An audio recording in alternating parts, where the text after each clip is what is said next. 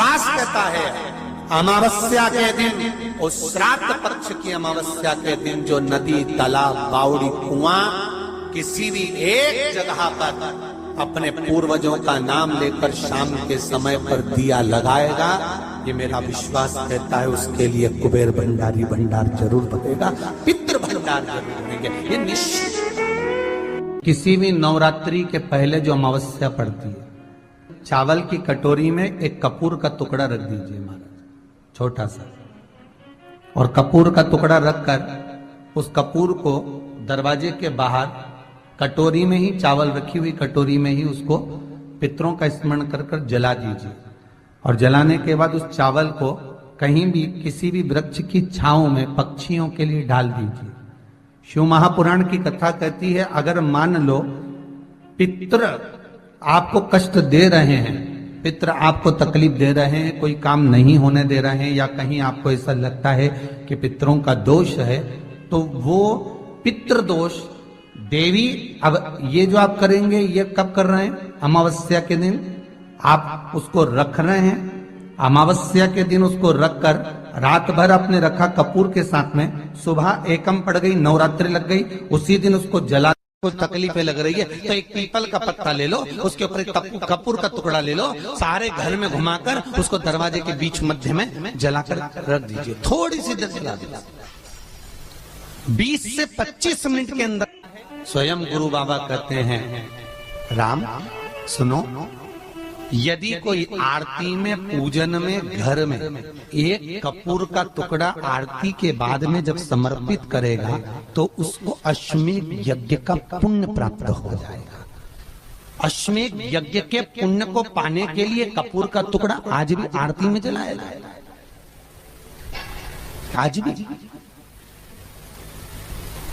एक कपूर का टुकड़ा सुख का।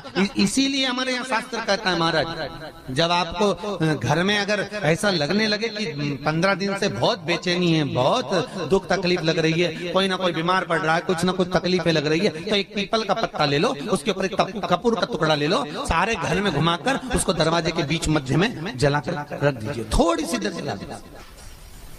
20 से 25 मिनट के अंदर मकान में एनर्जी वापस आ जाएगी, उस भवन में एनर्जी वापस प्राप्त हो जाएगी। अमावस्या के दिन आपको लगता है कि हमारे पूर्वजों का उद्धार नहीं हुआ, हमारे पूर्वजों का कल्याण नहीं हुआ, कहीं अधोगति में कोई चला गया है, उसका बस एक बार, रोज नहीं जरूरत है, प्रतिदिन जरूरत ही नहीं, महीने में एक बार अगर अमावस्या के दिन भी आपने चंदन के थोड़ा सा चंदन अगर मेरे देवाधिदेव महादेव को 7 स्थान पर समर्पित किया है। अशोक यहाँ पर वर्णन कर रही है, मैना, धन्य और कला की कथा कर रही है। तीनों ने सनकादि ऋषियों से मांगा। चंदन भगवान को अति प्रिय होता है, और चंदन ही एक ऐसा होता है जो पितरों को भी प्रिय होता है, जिसका स्पर्श मात्र लगने से पूर्वजों का कल्याण हो जाता है, वो चंदन है। 7 स्थान शिवलिंग के बताए हैं, जहां पर भूल से भी अगर कोई चंदन की उंगलियां लगा देता है, 7 स्थान ऐसे हैं जहां चंदन की मात्र उंगलियां लगा देने से ही शिव पितृलोक के पितरों को मुक्ति प्रदान करके वैकुंठ लोक का निवास देते। और वो 7 स्थान जो चंदन के बताए गए, पहला भगवान देवाधिदेव महादेव के शिवलिंग पर चंदन का लेपन, समझ लेना जरा बहुत अच्छे से।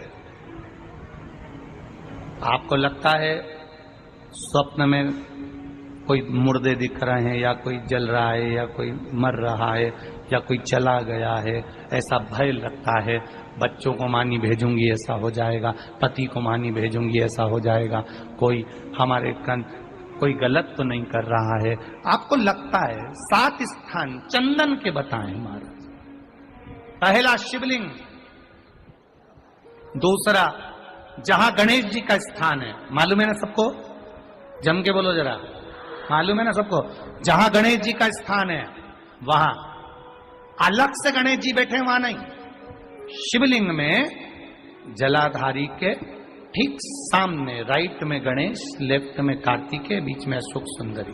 तो पहला चंदन बाबा के शिवलिंग पर, दूसरा गणेश जी पर चंदन की उंगली, तीसरा षडानंद कार्तिकेय पर चंदन की उंगली, चौथा अशोक सुंदरी पर चंदन की उंगली, पांचवा जलाधारी पर चंदन की उंगली, छठा जो शिवलिंग का जल बह रहा है इसके ठीक विपरीत की ओर चंदन की उंगली, और सातवां चंदन नंदी के मस्तक के ऊपर जो दो सींग लगे रहते हैं उस पर चंदन की उंगली। ये कब लगाई जाती है? या तो अमावस्या के दिन आपको लगता है कि हमारे पूर्वजों का उद्धार नहीं हुआ, हमारे पूर्वजों का कल्याण नहीं हुआ, कहीं अधोगति में कोई चला गया है, उसका बस एक बार, रोज नहीं जरूरत है, प्रतिदिन जरूरत ही नहीं, महीने में एक बार अगर अमावस्या के दिन भी आपने चंदन के थोड़ा सा चंदन अगर मेरे देवाधिदेव महादेव को सात स्थान पर समर्पित किया है। अशोक यहाँ पर वर्णन कर रही है, मैना, धन्य और कला की कथा कर रही है। तीनों ने सनकादि ऋषियों से मांगा। चंदन भगवान को अति प्रिय होता है और चंदन ही एक ऐसा होता है जो पितरों को भी प्रिय होता है, जिसका स्पर्श मात्र लगने से पूर्वजों का कल्याण हो जाता है, वो चंदन का। आपके घर में पितृदोष है, आपको ऐसा महसूस होता है, आपको लगता है, तो किसी भी नवरात्रि के पहले जो अमावस्या पड़ती है, मान लो अपन अमावस्या पड़ी, आप एक अंदाजा लगाइए तो। यार अभी ना मुझे एक ऐप मिली एस्ट्रोटॉक नाम की। अबे नहीं, मैं कुछ रिव्यू नहीं कर रहा हूं। जिस दिन अमावस्या रहे उस दिन चावल की कटोरी में एक कपूर का टुकड़ा रख दीजिए महाराज, छोटा सा, और कपूर का टुकड़ा रखकर उस कपूर को दरवाजे के बाहर कटोरी में ही, चावल रखी हुई कटोरी में ही उसको पितरों का स्मरण कर कर जला दीजिए। और जलाने के बाद उस चावल को कहीं भी किसी भी वृक्ष की छांव में पक्षियों के लिए डाल दीजिए। शिव महापुराण की कथा कहती है, अगर मान लो पितृ आपको कष्ट दे रहे हैं, पितृ आपको तकलीफ दे रहे हैं, कोई काम नहीं होने दे रहे हैं, या कहीं आपको ऐसा लगता है कि पितरों का दोष है, तो वो पितृ दोष देवी, अब ये जो आप करेंगे ये कब कर रहे हैं? अमावस्या के दिन आप उसको रख रहे हैं। अमावस्या के दिन उसको रखकर रात भर आपने रखा कपूर के साथ में, सुबह एकम पड़ गई, नवरात्रि लग गई, उसी दिन उसको जलाकर आपने पटक दिया। अर्थात उससे देवी और पितृ इन दोनों का आशीर्वाद जो प्राप्त होता है, तो घर में से पितृदोष समाप्त होकर लक्ष्मी की वृद्धि प्रारंभ हो जाती है, कार्य में सिद्धता आ जाती है। मान लो अगर पितृदोष है तो करो, नहीं है बड़े अलमस्ती से रहो, तो ये पितृदोष का स्मरण। तो यहाँ शास्त्र कह रहा है कि पितरों का जो लोक होता है, पितर जो लोक होता है, उस पितृलोक में 64 योगिनियां प्रवेश नहीं करती। शिव महापुराण कर रही है, शंकर की कथा कर रही है। अमावस्या के दिन प्रदोष काल में, प्रदोष के समय पर, प्रदोष काल में शाम के समय पर जाकर किसी भी नदी, तालाब, बावड़ी, कुआं, कहीं ना कहीं जो आपके पास में हो, वहां पर एक घी का दिया, बत्ती का मुंह दक्षिण की ओर कर कर अवश्य जला कर जाना, सारे पितृ दोष समाप्त हो जाएगा। अगर नदी, तालाब, बावड़ी, कुआं नहीं है तो पीपल का वृक्ष हो या बेलपत्री का वृक्ष हो या बट का वृक्ष हो, उसके नीचे लगा दो प्रदोष काल में, पर अमावस्या के दिन लगाएं जरूर। क्यों? क्योंकि अमावस्या 16 दिन तक पितृ मृत्यु लोक में आने के बाद में भोजन ग्रहण करते हैं। अमावस्या के दिन पितृ शाम के समय प्रदोष काल में शंकर भगवान का नाम जाप कर कर नदी, तालाब, बावड़ी पर पानी पीने जाते हैं।